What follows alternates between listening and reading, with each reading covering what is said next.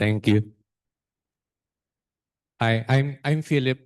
I'm from SGB and Company. We're also known as EY, Philippines. So there's this branding thing. That's why we retained SGB despite being a member firm of EY. SGB goes long, long way back.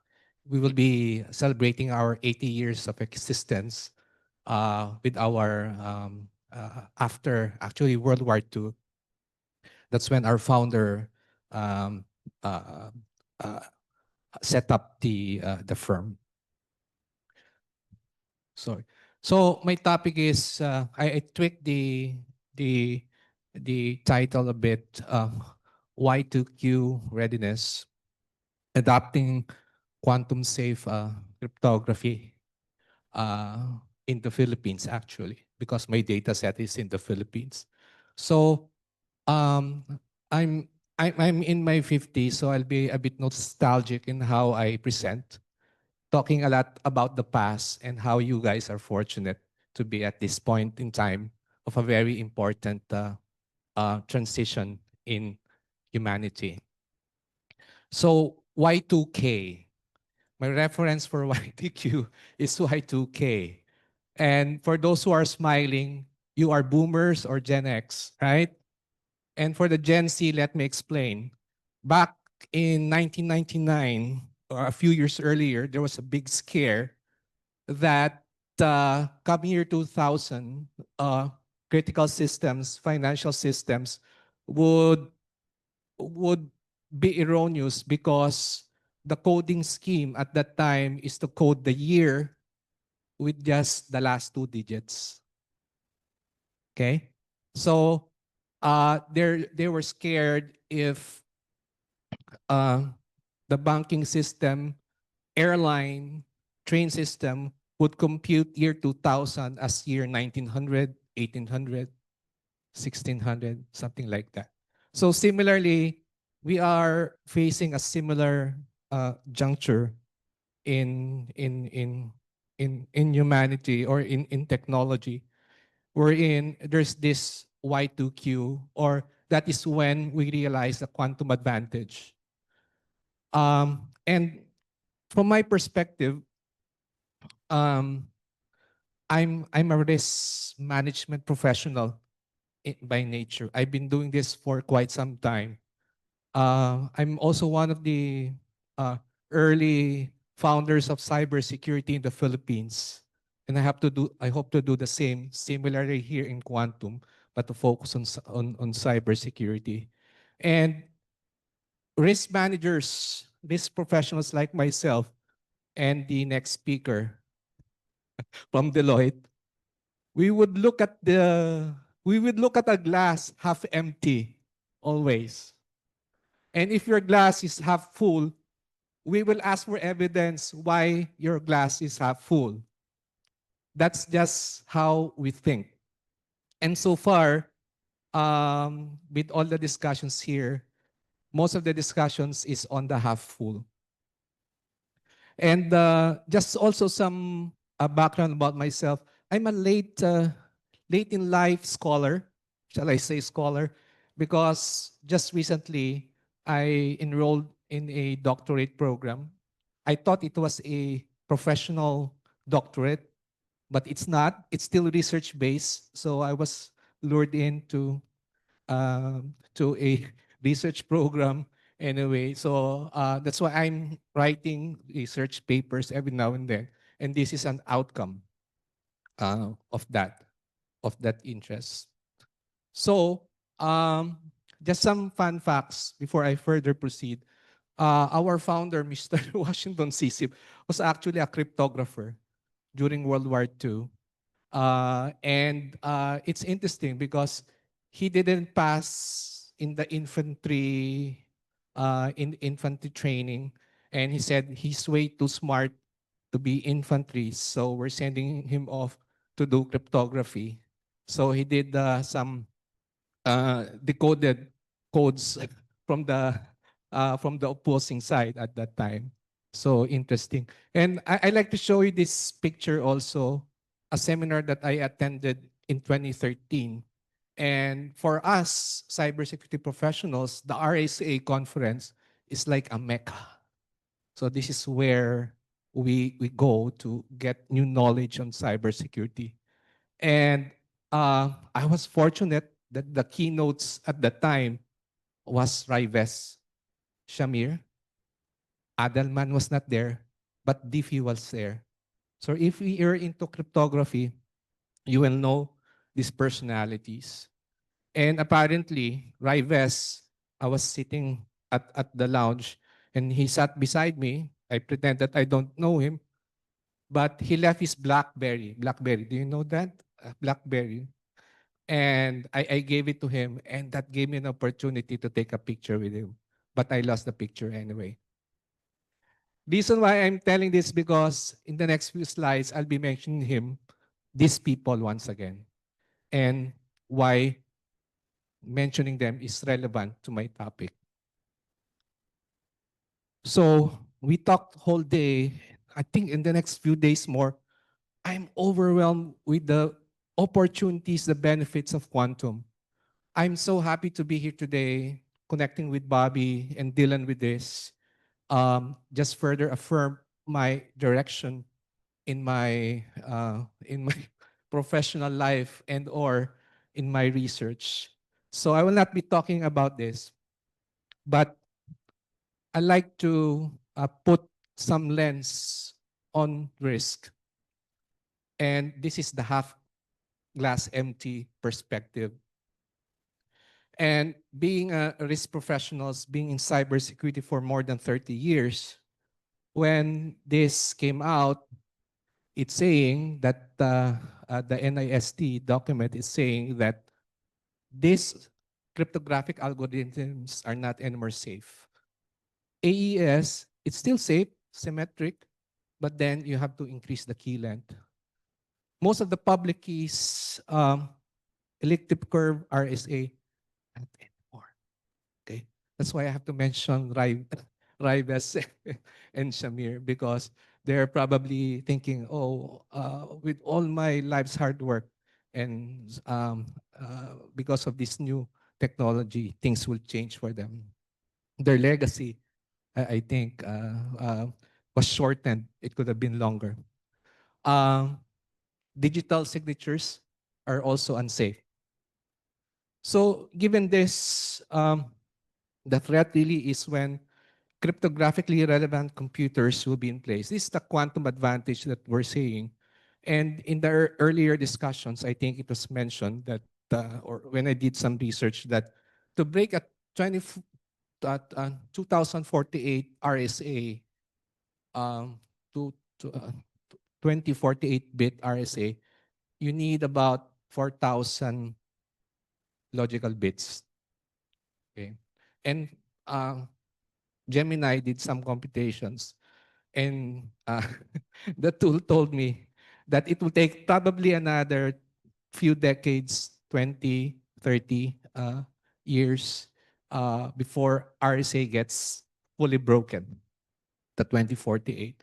So that's interesting. And you know, in QuizCon 2050, 55, 30 more years, I hope to stand here and to tell everyone I told you so. But it's a distant threat. However, the threat is being active right now of the threat that we call harvest now, decrypt later. I will amass data regardless if it's encrypted or not, with the hopes that I will have a quantum computer with enough qubits to decrypt it later on. Probably if you're a small company, you don't have any sensitive data, you do not have these secrets. By the time that they decrypt it, information could be declassified already. That's fine. But if you are, if the data that will be obtained would have classification of a longer term and involves national security, intellectual property, then that's a concern. So And Shor's algorithm was mentioned earlier. These were earlier research. Mosca was one of those researchers who said that RSA and DSS uh, are not anymore safe.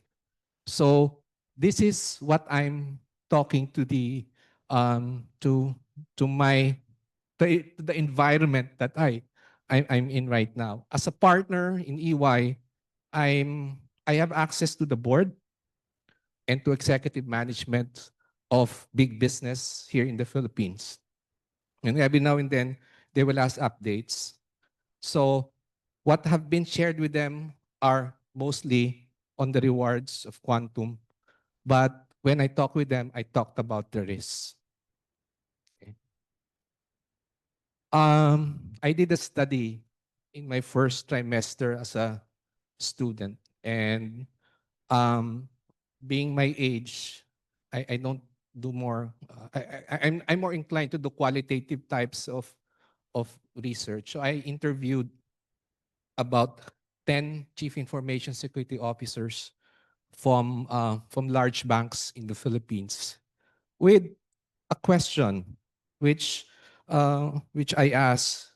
My question is, how are financial institutions adopting post-quantum cryptography? And in my research, these are the themes that came out. Some of these, some of are pretty obvious. That there's this mindset of distant threat mindset. Oh, it will happen in 30 years time anyway, probably at best 15 years. I have other more pressing priorities. I have a core banking upgrade that will happen that I have to spend billions of pesos. So, Philip, please, let's talk about it some other time. Let's talk when it's already there. Let's cross the bridge when it's already here.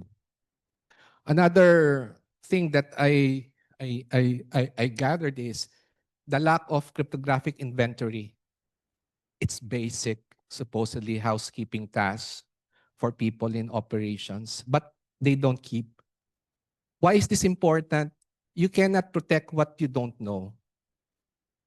That's one principle behind this. So if you have an inventory, at least you know which ones are vulnerable, which functions are vulnerable, which are not. Um, Coexistence concerns. I think they were concerned of coexistence of classical and quantum computers, and probably because also of lack of understanding of what's happening right now. Because if they just read about PQC and what it's trying to do, that could alleviate them of some of their concerns. Another concern that they have is inadequate technical capability. Just imagine, given the demand, and in the room there are only about 150 of you, us, who's ready supposedly to help them. So there's this asymmetric concern as well. Now, those are internal challenges to these financial institutions. There's also the concern of external about regulatory guidance and sector support. I'm just glad that one of the major regulators are here. I won't mention, but glad to know that soon these organizations will be surprised and have better guidance. And lack of supply chain awareness, because I talk with these financial institutions and I ask them, has your key vendors been talking with you about their plans for quantum safe adoption?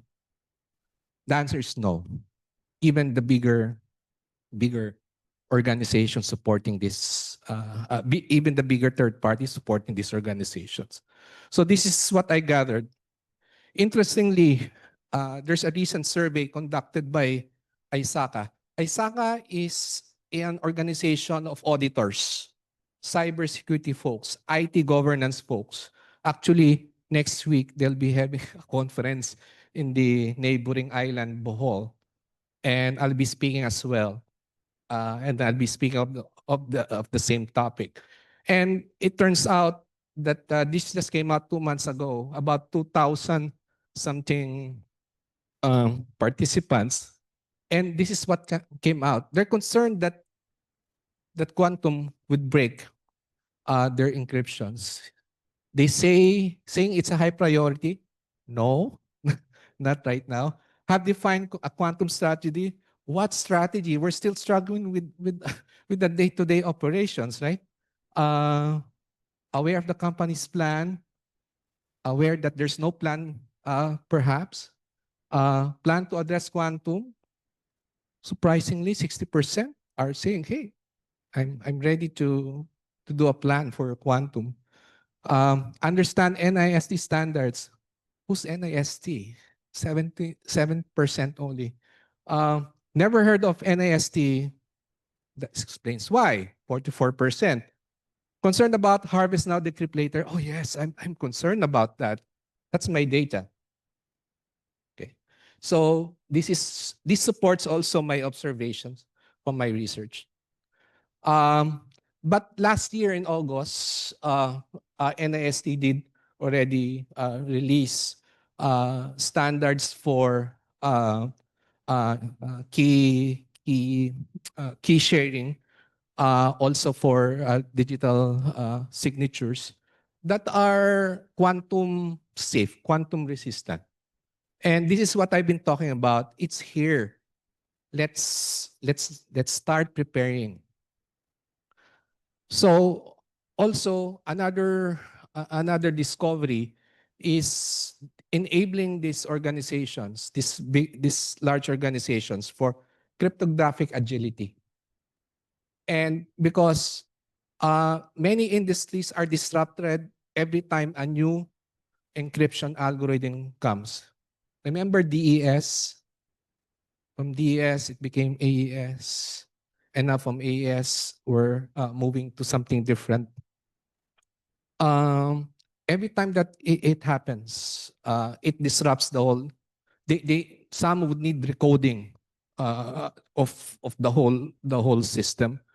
But then this capability is proposing to modularize and make the crypto capability of a system of an environment to be agile.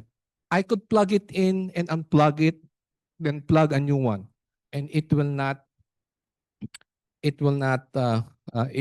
impact the whole environment.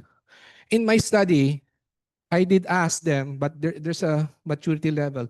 I did ask this organization, what level do you think you are? So from level 0 to level 4, from the most nothing to the more sophisticated, both of them are in level 0 and level 1.